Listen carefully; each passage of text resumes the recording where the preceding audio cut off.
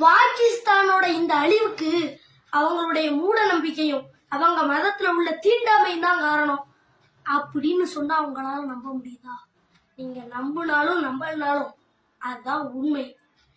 தன்னுடைய மதத்தை தவிர மற்ற மதத்தினர் எல்லாருமே ஹராம், அவங்க எல்லாருமே அழுக்கானவங்க, அவங்க எல்லாருமே காவியர்கள் அப்படின்ற அந்த மாபெரும் தீண்டாமை தான் அவங்களுடைய பேரழிவுக்கு காரணம்.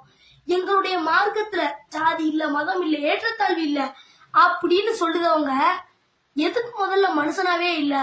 அவங்க ஏன் ஒரு தீவிரவாதியாவும் பயங்கரவாதியாவும் இருக்காங்கன்னு என்னைக்காச்சும் நீங்க யோசிச்சு பார்த்திருக்கீங்களா?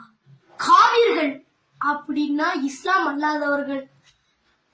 குரான் 2.191 சொல்லுது, காவியர்களை எங்கு கண்டாலும் செய்ய வேண்டும் அப்படின்னு சொல்லுது. குரான் 3.28 சொல்லுது, காவியர்களை நீங்கள் நண்பர்களாக வைத்திருக்க கூடாது. குரான் 3.85 சொல்லுது, இஸ்லாம் மட்டுமே இருக்க வேண்டும், வேற எந்த மதமும் இருக்கக்கூடாது அப்படின்னு சொல்லுது. ஏக இறைவன் யாரையும் ஹராமா பார்க்க சொல்ல மாட்டாரு. ஒரு தீவிரமான உண்மையான கடவுள் பக்தி உள்ளவன் எப்போது எந்த சூழலையும் யாரையும் ஹராமா பார்க்க மாட்டான். இதுக்கு உதாரணம் எங்க இந்தியா முஸ்லிம்கள் தான்.